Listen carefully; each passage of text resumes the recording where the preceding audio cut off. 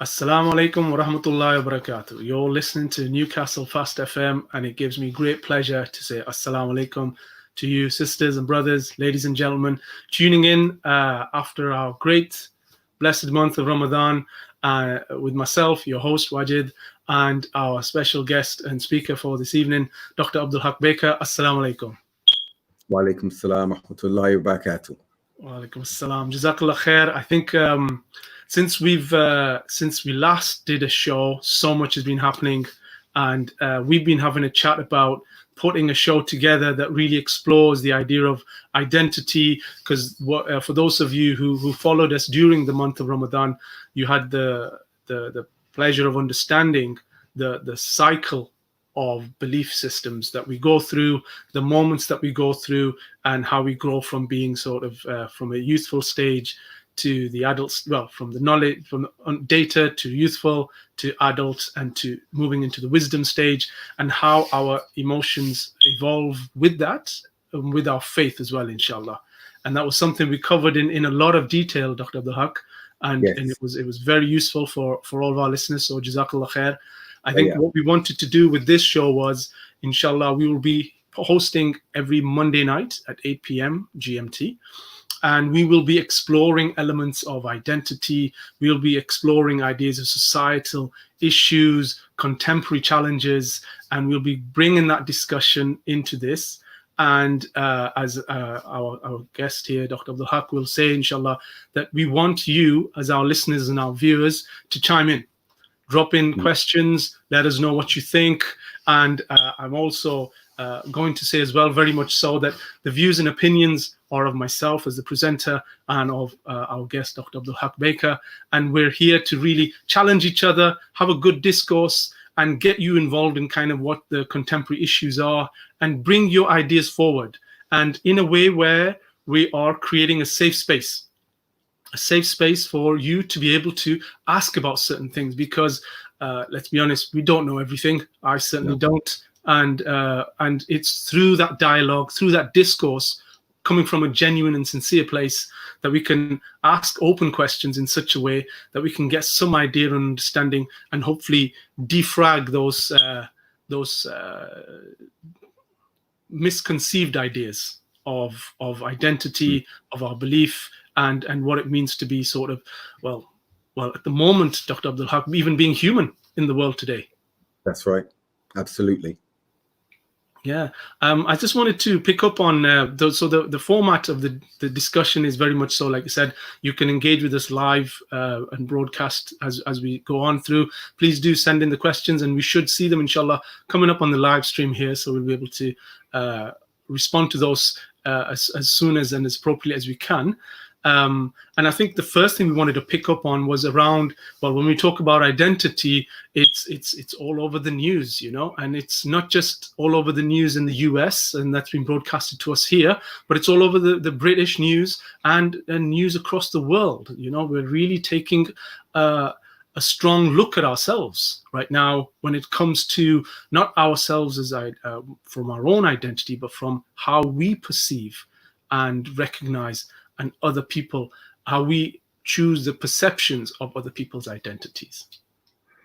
Yes, indeed. And I think that from a Muslim perspective, this always opens a very sensitive wound that we as Muslims have not overcome ourselves. And that's the racism at micro level, a very large micro level, if that makes sense, among ourselves, where you'll see that there's a racism that's pervasive from the predominant Muslim communities towards the minorities among those communities, who happen by and large to be Black communities, be they converts or be they from the African continent. And I'd like to add something to the structure and format that we've discussed already, Wajid, if that's okay, and that we don't want this to just be a discussionary or discussion platform where airing of views takes place. We want to see if we can go on a journey similar to what we did in the previous Baker podcast, where we gave structures, suggestions, and plans of action for ourselves. And if this can be a conclusive aspect of each episode of each show, whereby we look at some of the things that we can be doing to overcome the inherent racism. And there are different categories of racism, which I think we need to look at, a societal perspective and a religious perspective, with the latter being the more overarching and encompassing of all ethnicities and races. I think we need to look at aspects of that and then go away each week.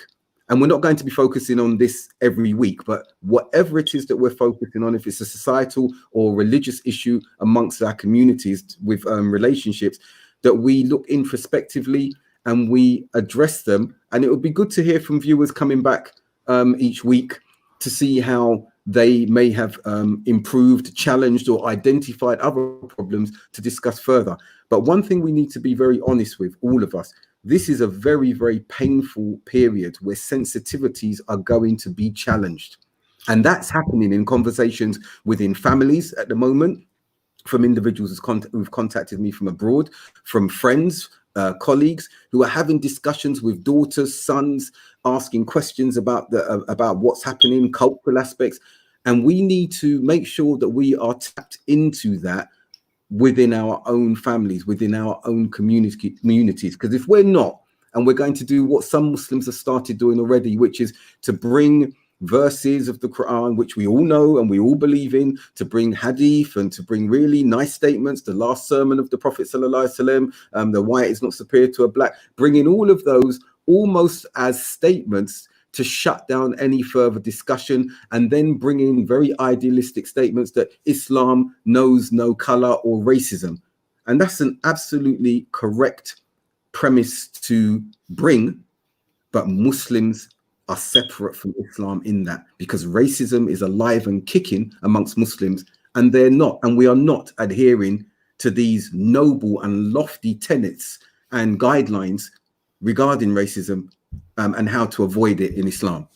Yeah, and Jazakallah khair for that, because it is about that introspection, and that's really what it is that we talked a lot about before around self-awareness, and the idea that an education should be about that self-education, really.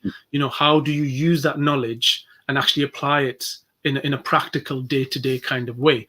Otherwise, it's just data, like we've said before. And like I said, we're encouraging our viewers to get involved, to put in and to begin this kind of idea of, actually, this is what I think and this is what I understand. And, you know, together, like you said, we take that journey and we start to unravel it, because it is a challenging time, because in some ways, some people don't know what to do. Some people want to do stuff, but they're not quite doing it in the correct kind of way. And we see that, you know, a lot in the media, you know, certain people speaking up about certain things, and it's not done in a way where they're truly connected with the issue at hand. It just feels like that's what they feel is the right thing to do. And the sincerity is there, but the way that it's being done isn't quite, you know, reaching out, like you said, you know, or in what is very much a painful scenario. Yes. So when you've got, for example, I've had some white colleagues and friends contacting me from America, the UK, elsewhere, Pakistani friends, and they're actually asking questions. That they're good individuals, but they're asking questions. And from the white perspective, they're saying, we, like the white America, some of them are saying, we realize our privilege now. We are so sorry that we've been in a bubble. We saw James Corden crying and breaking down on TV, saying, I didn't realize all of this. What can I do? And they're asking, what can they do? And not be patronizing. And I think that as white America is doing that as well, saying, how can we help? And instead of these statements, all lives matter, what about Kashmir? What about the Uyghurs? This is not the issue, because when we're focusing on the Uyghurs, you don't hear the black community saying, what about black people? And conflating and therefore diluting and diminishing the focus of the moment. And the focus of the moment now is one that is centuries old. We know about the plight of the Palestinians and what happened with An-Nakba. And that's still painful to us as Muslims, even though the people like us who grew up and be converted to Islam. But what about 400 years plus of a people being displaced, being treated as cattle and commodified for industry? And that's not happened to the extent that it's happened with the transatlantic slavery. It has not happened. And so we need to awaken and enlighten others to the origins. And again, I've said it on nearly every show, I've said it in articles. And our Muslim colleagues who come from the predominant communities, South Asian and Arab, need to know that our starting point, and I say our, I'm talking about myself as a black individual, Afropean, I like to call myself, because it encapsulates the Caribbean, Afro, and the European aspects of my identity. Our lives and our history predates slavery. And what predates slavery includes kingdoms to which the first fledgling Muslims on Hijrah traveled to. Abyssinia.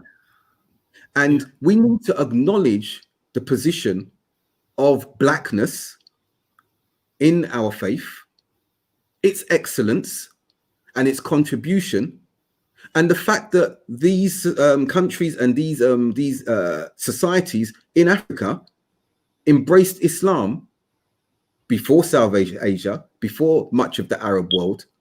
And that acknowledgement, if it's recognized, will then start shifting our perceptions as we consider black people, as we consider other darker ethnicities, including in India, where there's the caste system, the very caste system that unfortunately has transferred over to Muslims. Yeah. So this is especially painful. from the Indic subcontinent. Yeah. Exactly. Yeah. This is painful to consider. And some may not like hearing this because it runs very, very deep. But it's a cancer that needs to be rooted out, and we need to start somewhere. And I believe the discussions that are taking place are an initiation of this. And yes, people are being bombarded, and the amount of messages and YouTubes and archives that are being sent to me, and I'm looking at them, and I'm hesitating to share what I know. Like in one of the groups, I'm in a group of excellent individuals, predominantly South Asian, professionals, doctors and everything. And they've started asking questions. And they were bringing very recent arrests of past arrests, not just George Floyd and the others. And I said, if you really want to get to the depth of this, I can send you pictures of lynchings where you've got the family sitting around, the children standing there posing with the mothers, with a picnic, sitting there smiling beside this hanging body. I can send you pictures where you've got little children being fed to crocodiles and they're halfway being eaten. But so this is graphic, what I'm describing here. I have lived, we black people, we have lived with these images and these archives since childhood. We've lived with them. We've lived at walking down the street, and when we hear a siren, freezing because we don't know if that car is coming for us and what it's coming to us for. How many of the listeners who are not from my background or ethnic background or profile have had to live their lives like that? How many? So we need to really penetrate deeply in order to understand, empathize, and see how we can help, even if it means not being patronizing. All lives matter. Not being patronizing. George Floyd was a criminal, so why are we sticking up for a criminal? And this is what some white Americans are saying. And we say, well, hold on a minute. Look at the criminals who established America. They looted the entire continent and destroyed and displaced the people. And we have the 45th president who is a womanizing abuser and a criminal himself. So what's good for the goose is good for the gander. Now you want to talk about the criminality of someone who was murdered. He was a criminal. He had a criminal background. However, he should never have been treated the way he was treated. No one deserved that type of treatment, ever. Yeah. And I think, like you said, the gruesome imagery that you were mentioning there, I have seen some of that stuff, and it's not so much that the gruesomeness of the mutilation and the total disrespect and dishonoring of just the simple human rights of an individual, but it's the fact that it was a form of entertainment. Yes. To look the other way was perfectly fine. And actually, you know what? It's kind of we're getting together, and this is like one of the events. Yes. the kids are having a party, they put a piñata up, right? That's a standard thing. But Right. it's similar in that similar kind of vein, and it's it's something, like I said, I come from the Kashmir mountains, and I've lived my own life, but the depth that you're talking about is not something that I've experienced, because I've not lived it at all. Right. I have heard it from friends, brothers, sisters, colleagues that I've worked with, and colleagues that I cherish, and really feel kind of at a loss in the sense of what it is that, where do I stand in all of this? And to the extent now where I am asking myself, really, what is my own belief system in all of this? And do I really ascribe to those tenets which you spoke about? And you mentioned, that that the first group of Muslims that were being persecuted, that were being tortured, that were being killed, after this was after the shuhada of Sumayya radiallahu anhu. That's right. The Prophet sallallahu alaihi wasallam said, go, find sanctuary, go somewhere else. And they sent them there to a king, to a just, an adil king, who listened to what they had to say, asked them the intelligent questions. And once he understood what it was they were doing, he understood these guys weren't troublemakers. They weren't there to create a ruckus. They were actually speaking something good. And he gave them sanctuary, and he gave them protection against those who were persecuting them, who were very powerful at that time. All things considered.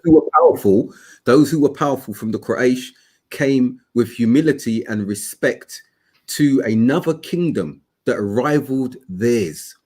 This is important. Such was the establishment of this African kingdom at this time. And we have to acknowledge another thing, a connection. Let's join some dots.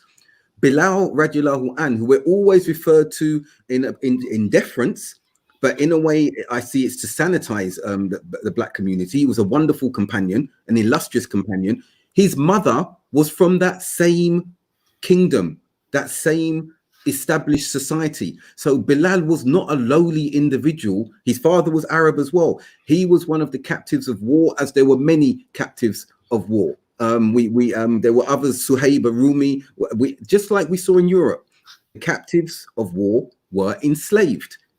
But this seems to be the connotation that the slavery of Bilal and the transatlantic slavery of some of my forefathers and many in America, these are the parallels that are drawn. And then from that, there's a post-colonized perspective and understanding and prejudice that now permeates amongst South Asian and Arab Muslims. And that's come from that distorted and twisted perspective regarding slavery. And that's for the transatlantic slavery. But they don't view Bilal radiallahu an through that same lens. And that's good. But then why do they then view us through the lens of transatlantic slavery? They don't perceive or bother to acknowledge that there was a history preceding slavery where many emanated from kingdoms, the Songhai kingdom, Mali, and these kingdoms, where many obtained aspects of their civilization from. So there's an inherent prejudice that's there that needs to be shaken to its core amongst our own co-religionists, the more culturally based ones. I'm living in the Middle East, and while I haven't experienced racism myself, I'm not dumb or ignorant to the fact that racism is pervasive amongst particular segments of the Arab community, as well as it is the South Asian community. And some may say, well, what about black racism? Now, that's a different construct that we need to talk about. We're talking about a racism where communities and society has the ability to implement structurally that racism upon those minorities. Black people in the West don't have those strictures, those apparatus to inflict that in a similar way to the wider, more predominant communities and wider society. So there are different contexts we are talking about with regards to racism. As I said, there's a societal structural one and there's a religious one. If we're focusing on the religious one, then all of us come into that xenophobia, that looking down on another race because we think we're better than them. That applies to every single one of us without without exclusion. Mhm. I'm really thinking about what you're saying, because it's like you said, it's about constructs. And there's a comment that's come through here, and it says here that images and sharing I have a problem with, as it is something, it just perpetuates the spectacle of the black body. And I think there's this thing we get brought up with, you know. It's like, you know, when you watch Star Trek and the guy who goes with Dr. Spock and, you know, the captain, you know that person's going to get shot dead. Do you know what I mean? There's these cliches that become this thing. And you mentioned it also, you know, when you did the Moon and Black, about the poetry, about, you know, looking at someone and coming up with these perceptions. But from an early age, we're educated in this way. You know, from an early age, we're taught about, especially now, we're taught that evolution is the thing, that, you know, we've all evolved from this thing, and this is how we've grown and become this thing. But within that evolution, that teaching of evolution, we're taught that those who are closest to, you know, the animal relatives, right, are less evolved than those who are more evolved. And this is something that gets ingrained in us, that we don't always see it for what it is. And to speak to that point that you've mentioned, I'm going to read to you here the 13th Amendment of the US Constitution that exists now. So here, the 13th Amendment forbade slavery and involuntary servitude, except as punishment for crime, whereof the party shall be duly convicted. So more than a century later, the prison labor system has grown, okay? And basically, it's an institute whereby black people are being incarcerated again, and that 13th Amendment is being cast aside, because now they can be back in servitude. That servitude is okay within that context. So let's see here, equating enslaved blacks to 3/5 of all other white persons match the ideology of the founding racists on both sides. So assimilationists and segregationists argued that black people were simultaneously human and subhuman. Seemingly all embraced black inferiority. These two groups embraced that black people were inferior. And in the process, they enshrined racist ideas in the nation's founding document. By the 17th of September, 1787, delegates in Philadelphia had extracted the word slave and slavery from the signed US Constitution to hide their racist enslavement policies. So in basically, if you look at the US Constitution, black people are considered 3/5 human. You can't have 3/5, 3/4, half a human.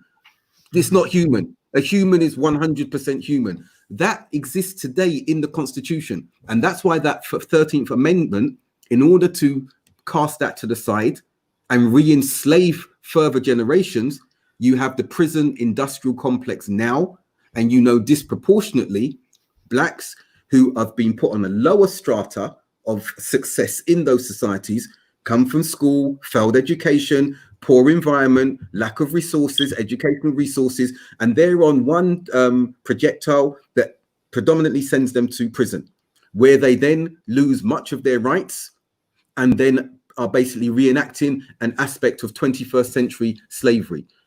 This is what's happening. And this perception that's here in America traverses our communities. And it's predominant in some particular cultural communities. And when you've got the caste system from the Indo-Pak subcontinent and you place that beside the post-colonial construct regarding black people, you've got a really insidious type of racism that is difficult to permeate. Yeah, there's just so much to unpack there. But if I can just bring in a little point, when the British Empire, it was in the late 1800s with the Boer Wars in South Africa. Mm-hmm. And it was during those wars that many British soldiers were killed in the battle. Right. And so they decided that they needed cannon fodder, basically. Yeah, that's the way to put it, right? And that's when they started to recruit black and ethnic minorities into the battlefield. But even then, they wouldn't allow black people to move up the ranks, as it were, No, that's because right. of their belief in evolution. That Yes. these people are more on this side of the evolution scale, and therefore those who were lighter skinned were deemed to be more intelligent. And this was the belief system, and that's why you see that load of them were brought over from the Indian subcontinent to be that part of that. Right. And you know, I remember reading an article, I think it was around First World War, Second World War, about soldiers, American soldiers coming over to the UK, and you know, black soldiers were sitting being served by white women in the cafes, basically, and Right. the black soldiers were like, you know, they were aghast by it.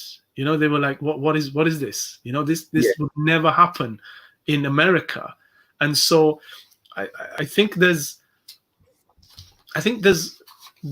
constructs that are there to ensure that certain things remain a certain way in order to ensure the status quo. Now, the status quo can only remain if that number is big enough to not allow the change to happen. Right. Yeah. So the overall majority who has the advantage and the privilege will not want to, because they call it downgraded, but you're not downgrading your privilege. You're actually giving other people their human rights to Right. be able to have that true equity, not equality, but equity and fairness in society. And what you're saying there is, sorry, to interject, Yeah. what you're saying there about constructs, when we look at narratives that have become prevalent, let's look at something very simple, and stereotypes. There's that stereotype that's been perpetuated for generations now that black people are lazy. Yet you see the most athletic and the ones with the most prowess and successful in the field that society has allowed black people to excel in, and it is an allowance, is sport. But then let's go further back, because the contradiction in terms is that an entire people, millions, were transported to build America, to toil in the fields, and while Europeans and white Americans, new Americans, sat back and lived a life of luxury as slave masters, as overseers in that instance. And that's perpetuated up till today, because now you have a narrative that's been there for a long time, which has provided justification for the police force in the UK and in America to be violent with black populations. And I want to quote just an excerpt from Robin DiAngelo's famous book, Why It's So Hard for White People to Talk About Racism. And she states here, the language of violence that many whites use to describe anti-racist endeavors is not without significance, as it is another example of how white fragility distorts reality. By employing terms that connote physical abuse, whites tap into the classic story that people of color, particularly African Americans, are dangerous and violent. In doing so, whites distort the real direction of danger between whites and others. So when we look at the direction of danger, it's from the whites to the black population. And we've witnessed that in the Latin Americas, in the Americas, the genocide of the white Europeans when they've gone and conquered land. We've witnessed that in Africa. We continue to witness this in a 20th, 21st century context. Let's look at the US and the wars it's enacted. Let's look at when we've recently commemorated the dropping of nuclear bombs. In this instance, who has done all of that? Who has perpetrated these disgusting, despicable crimes? And this now is not to attack and berate white Europeans and white Americans, but let's speak to the reality, that language of violence that is attributed to black people. And some will say, oh, but they're all killing each other, and black on black violence and such. Let's look at the statistics. If you want to look in the UK at so-called black on black violence and compare it with white on white gang violence, you'll see that the white on white gang violence is more in preponderance than black on black. Let's be frank on that instance there. But this narrative has taken root. It's there amongst the Asian communities, The Arab communities, be careful of this black guy, be careful of these black individuals. They're violent, they're lazy. And another one I'm going to lead us to now, which is a parallel again. And we don't want them coming and marrying your daughters, your sisters. There's no way you can have someone of that background being married among our communities. And I repeat, like I mentioned very recently, that we're not after the Asian women. That this is a fallacy, just like we saw in the case of the brutal murder of Emmett Till, a young 15-year-old in the early 20th century, by him just saying hi to a white woman in the shop. She went and told her husband. Some who don't know this story, look it up. Emmett Till, E-M-M-E-T, Till, T-I-L-L. And the mother did open casket because she wanted the world to see what they had done to her son. Brutal pictures. So basically, that language of violence was, oh, they want our white women. And this incensed white people in the similar way that we see it incenses South Asian and Arab communities. But let's be clear, we need to make a distinction here. Black communities are not after your women. Let's be, I'll say that. And the black women are not looking to run after other ethnicities as well. This is not by design. So we need to put that out there, because this is a narrative that's coming out at this time as well. Oh, the only thing you'll hear is that they say they can't marry our women. So if they could marry our women, would there be any issues they'd be speaking about racism? Move that to the side. Yes, there will be many, many issues of racism that we have to deal with and address, including, like what happens in wider society, that providing a pocket and a bracket in which black success, so-called success, is allowed to succeed. This is also happening in the wider Muslim communities, where black Muslims are being facilitated to be either entertainers, nasheed artists, the entertainment industry in that particular, sportsmen. This is where they're getting their accolade. But you're not seeing acknowledgement for the many doctors, the many engineers, the many scientists. You're not seeing that. So you're seeing a mirroring at a microcosmic level amongst Muslim communities of what's taking place in wider non-Muslim society. And this is unacceptable as well. Yeah, and I think, again, it feeds into that that sort of set narrative of things. Like you said, you're either going to be a sports person, or you're going to be this, or you're going to be that. And that's kind of the broad categories that you will slot into. And like you said, there's many doctors, there's many engineers, there's many of it. I think there's a very famous the famous doctor who came up with blood transfusion. I believe he was a black doctor, and ironically, they didn't give him they wouldn't give him a blood transfusion because he was black. I think there was something like that. I don't know how much of a myth that is, but again, yes, so many of these things come, but it comes from going beyond sort of the sort of that facade, as it were, that thin veneer of moving that away and seeing people for what it is. And I think, given what you've just said there, Dr. Abdul Haq, there's an element of being able to become introspective at this point and sort of reflect on that. Because like you said, there's these, because if you think about it, what you've just said there is kind of what the right wing say about, if you look at what happened during Brexit, yeah, it was very much a similar kind of narrative. They're all going to come flooding in the boats. They're all going to take all of your jobs. They're going to take all of this. They're going to do all of that, and that's it. We're going to be overrun. So it's always this threat. There's always a threat. There's always a fear. There's always this danger and this creating of otherness that gets done. That was done during the Brexit thing, and we know that our own Prime Minister here, the sort of comments that he's made, outwardly racist comments, and yet not be held accountable and responsible for it. And it just demonstrates to us that there is very much a hierarchy There's Yes. very much a hierarchy that exists. Even if you look at sort of the Dominic Cummings situation, where Right. he drives, up to the northeast, Right. Yeah. Right. hundreds of miles, because what? Because there's no childcare in London. Well, that's got nothing to do with the failing government. Before that's after he visits a beauty spot. Yeah, well, he had to have his eyes tested, So again, again, but you see the narrative that comes out of that, the number of excuses, that get generated just to support that hierarchy, that's clique, and that group, to ensure that status quo does not get shaken up.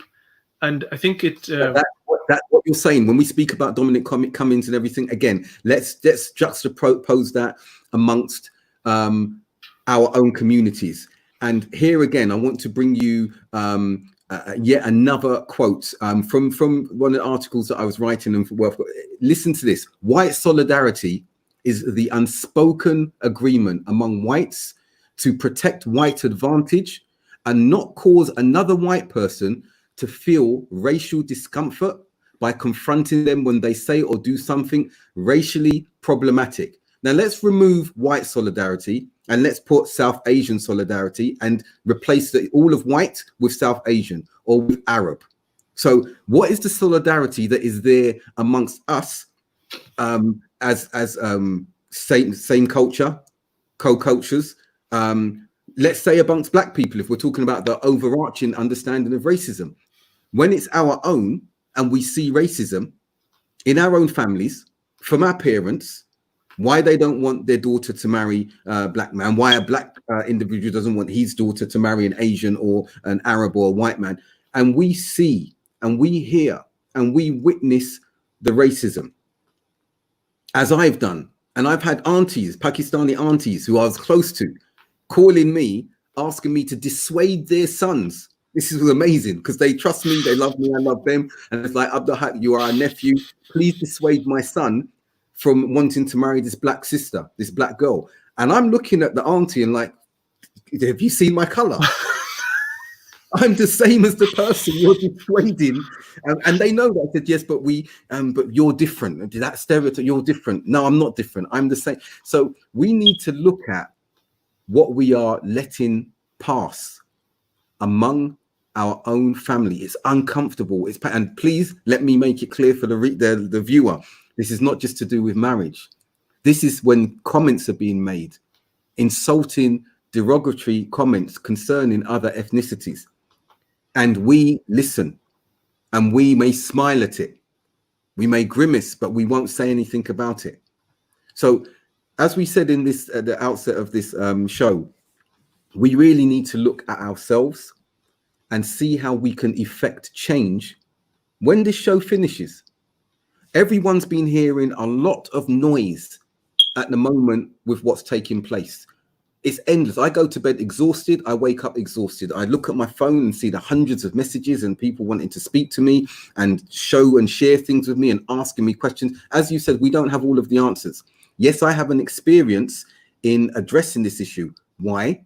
Because like many black people, this has been part and parcel of my life. I haven't faced the racism that others have, some of the raw racism. Yes, when I was growing up, I did from white society and knew how to deal with it, and came to the brunt of it in the very brutal arrest and assault in my case, which I've spoken about in a separate video, and dealt with that. But within the biggest shock for me, and I will say this emphatically now, the biggest shock for me and many converts when we came to Islam was the racism that we witnessed amongst Muslims, especially knowing that this is the perfect religion and what the Quran says, what our final prophet, sallallahu alaihi wasallam, Muhammad says, Al-Mustafa says concerning censure of racism. And knowing that that's there, the religion, this is enshrined in the religion, and then to witness the type of racism that is pervasive amongst the predominant community, this had many of us questioning ourselves. Obviously, we came because of the deen, but when we saw this from the Arab world, from the South Asian world, we asked, well, what religion are they practicing? We laud Prophet Muhammad, not laud, but we revere Prophet Muhammad sallallahu alaihi wasallam, as we should do. But yeah, and we have examples from him. But while we're talking about George Floyd and how bad it is in wider society, we have to look inwardly, and on a microcosmic level, but significant microcosmic level, as I said earlier, our communities are conveying a similar type of racism.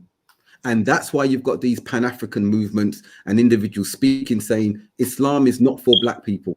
They even enslaved black people. They didn't only enslave black people, mind you. We know that Europeans and others were enslaved, but they enslaved black people. Look at the treatment of black people. Then you see these images of maids in the Middle East and some of the bad treatment that's been taking place with some of these maids. And they use this to highlight that this is Islam, not culture or abuse of culture or religion, but they say this is what's happening. So this then, it makes black people who are looking at Islam detract from Islam. It makes Muslims who are in the faith isolate themselves from these communities, because when you've got individuals going into a predominantly Asian mosque and individuals don't want to stand next to them to pray, or are questioning, how are you Muslim?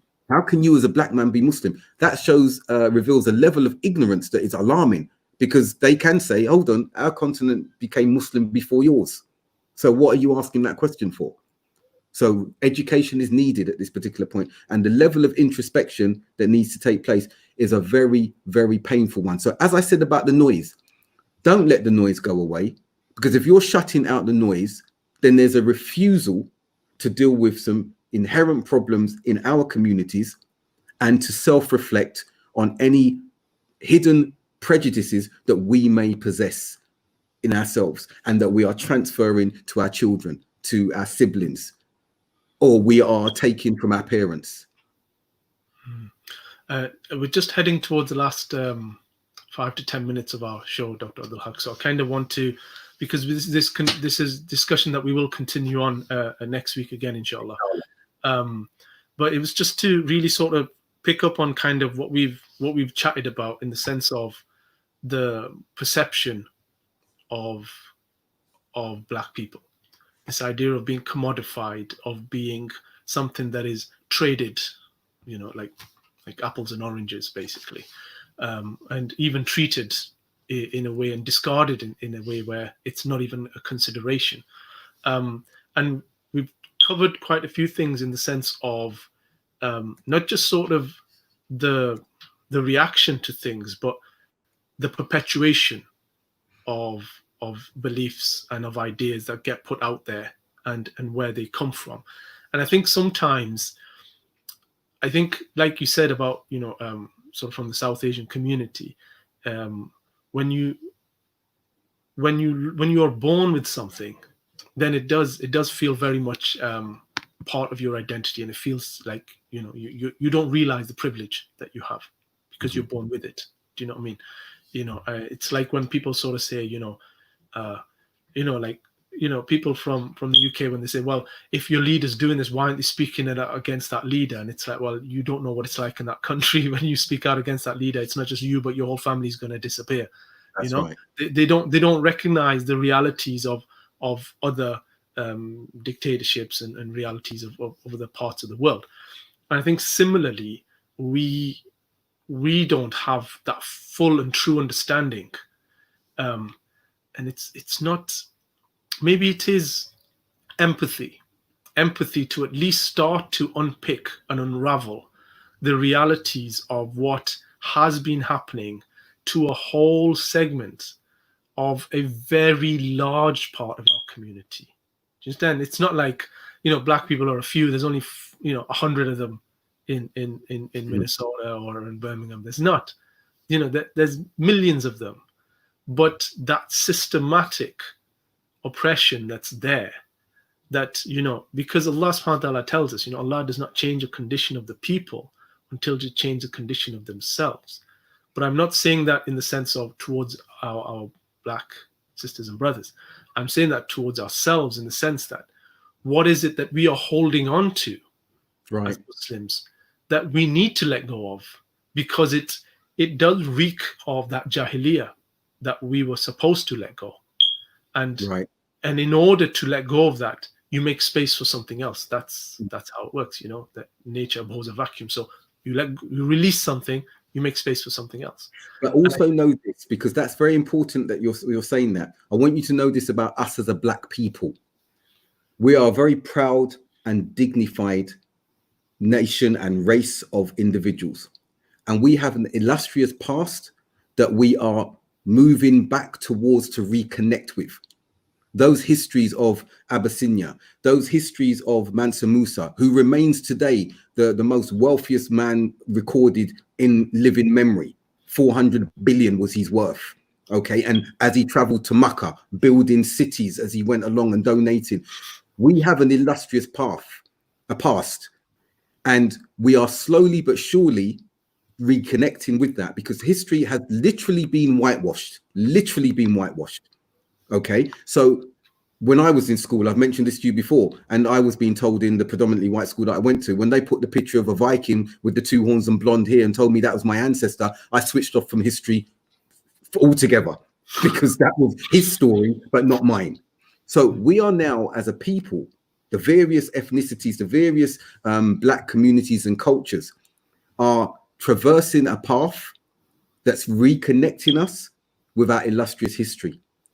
And we are a proud people, and we are a strong people, and we are a resilient people, so much so that 400 years on, with the brutality that has been meted out to these generations, we're still here.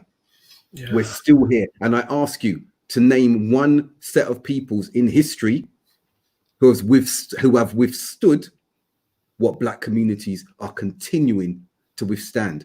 And I say this not in arrogance, but for the other cultures and other ethnicities to acknowledge this and realize we need to support them as they supported us historically, as they continue to support us in our plights. When it comes to Afghanistan, Kashmir, you will see that we don't make any distinction that, oh, it's not a Black cause, so we're not going to be there. They need to join with us in the oppression that we've been receiving systemically, institutionally. We are among the few who have inherited poverty. When the slavery was abolished, and I'll leave this and pass it back to you, when slavery was abolished, and we have the British praising themselves and patting themselves on the back, they recompensed the slave traders and slave owners millions of pounds. What was given to the Black emancipated slaves? Oh, in America, it's 40 acres and a mule. But as there's the society we live in today is still living off that inherited wealth from slavery, the infrastructure. You look around the country, and universities are acknowledging this now. The banks have acknowledged this. What about the inherited poverty, that generational poverty? Because those at the bottom of the rung, their descendants have never been on an even keel and an even footing as everyone else. Now, cultural Muslims, they have a connection back to their home countries, and many have wealth in that instance. And if they didn't have wealth, they came together and with that family structure built their wealth. Converts have been disconnected in that instance when many of us have come to Islam, and many of those who came from the West Indies didn't have that structure. They came from slavery descendancy. So look at the platforms that we are starting from. And yet we're being told, why do they complain? Why have they got chips on their shoulder? As Malcolm X said, it's not a chip on my shoulder, it's your foot on my neck. So we need to consider that. I ask others to consider that when they've got a negative feeling concerning why are Black people speaking in this way now? Because that always happens. When Black communities, Black individuals speak, they almost want us to be quiet and diminish our argument. And this is problematic in itself as well. So I ask the viewers, I ask the listeners, really look inside yourself and ask yourself this. If you've got issues with what you're hearing and you've got prejudices and racism towards Black people today, then you should have that same feeling against the Prophet ﷺ's second wife, Sauda. You should resent her like you resent us. You should have the same feelings there. You should have the same feelings for Bilal ibn Rabah. You should have the same feelings for all of the Black Sahaba. You should despise Musa or have the same resentment for Musa alayhi salam. Alayhi salam. I'm saying this, and this may be tough what I'm addressing individuals on, but if you've got that towards black people today, then it automatically should transfer to these examples that I've given now. And I hand it back to you, Wajid, with that very emphatic ending, because I want us to look deeply and really churn out what is inside of us, inshallah. Inshallah. Jazakallah khair, Dr. Abdul Haq. Right. We're going to round it off there, inshallah. I don't have any response to what you've said, but nonetheless, it wasn't, I don't feel what you've said was for a response, but it was for reflection and contemplation. That if we say one thing, what does that mean? And, you know, going back to kind of what we discussed before, it's an idea. Where does it progress to that it actually becomes day-to-day wisdom? And it takes that self-awareness, and it takes courage as well to sort of say, look, I've got a problem here. You know what I mean? I'll be honest with you, here where we live in Newcastle, there's not many black people. When I went to primary school, I was the only ethnic minority in that primary school, and I was black. That's how non-black this area used to be. And but when we went to secondary school, there were some black kids that went there as well, and that environment bonded us. Do you understand? It didn't matter what background we came from.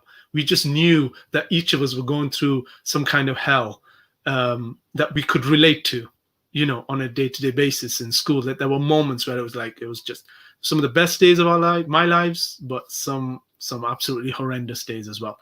And I think it takes that self-awareness and self-reflection, but also to not necessarily like I can't walk in your shoes. It's as simple as that. I can't walk, and I'm not going to pretend to be able to walk in your shoes either. But what I can do is try to, I don't know, I suppose, connect with you in that sense. Like you said, there's a human element, but there's also that faith element that Musa alayhi salam, you know, one of our revered prophets, you know, Moses. Allah spoke to Kallamallahu Musa takliman. Allah spoke directly to Musa. This is who this individual is. Yeah. You know, lead your people. That one who had the stutter, and then Allah unraveled their tongue, and Allah, you know, with the staff, raise your staff, do this, have faith in me, I will take care of you. And like you said, the king of Abyssinia, who took in those who were being persecuted, and had they not been able to cross that threshold, Islam would have looked completely different today in what it was. But it wasn't, like you said, it wasn't just that the Abyssinian king showed them empathy. It was, he showed them his wisdom and his knowledge, and he took care of them in a way that a true king would do, you know, give them that refuge and that sanctity that they needed at that time. Right. And again, you know, with Bilal radiallahu anh, we have to remember, he will be the first person to enter Jannah. Yes. He, you know, and there's a beautiful hadith where, you know, the Prophet ﷺ says to him that you will be the first one to enter Jannah. And subhanAllah, his love for the Prophet ﷺ was so much that he said, I will not enter Jannah where, subhanAllah, where you are not there. SubhanAllah. So the Prophet ﷺ said, is because you will be holding the reins to my horse as we ride into Jannah. Allah. You know, and this is the status that was given to Bilal radiallahu anh. You know, yes, and that he was the first mu'adhin, and I think from that perspective, from a human perspective, from a faith perspective, if we can nurture that love, that respect, and that appreciation, I think we can start to see each other more as humans, and start to unravel that mist that descends when we look at people through that particular, you know, that vision, and say, oh, this is the shape this person is, and this is the box that they fit into. And I think, and I just like Abu Dhar put his head on the ground when he insulted or used a word that was used as a connotation of insult. Derogatory, and he put his head on the ground, this great Sahaba. We need to put our heads on the ground, metaphorically speaking, for the racism that we've been displaying towards each other. And if we say we follow the Sunnah, if we say that we follow our Prophet Muhammad sallallahu alaihi wasallam, no other action, metaphorically speaking, is required except this, to rid this insidious disease from us. Astaghfirullah. May Allah protect us and purify us and guide us. Ameen. Dr. Abdul Haq, we will continue this discussion next Monday, sisters and brothers, and I mean that in the broadest sense. Ladies and gentlemen, sisters and brothers who have been viewing, thank you very much. Thank you very much for the comments. I'm sorry I haven't really had a chance to get through, but if you do have any questions, you do have any sort of feedback you have, drop it in for us. We're really ready to open this up and carry on this discussion. And like you said, this is the beginning of our discussion. We'll be covering many aspects of identity and exploring it in many ways, inshallah. This is the most relevant thing right now, and I think it's a brilliant place to start. I want to thank you again, Dr. Abdul Haq, Jazakallah khair, for joining us this evening. And inshallah, to all of our viewers and listeners, inshallah, we will join you, inshallah, next Monday, 8 p.m. We look forward to it. Barakallahu feek for your time. Assalamu alaikum wa rahmatullahi wa barakatuh.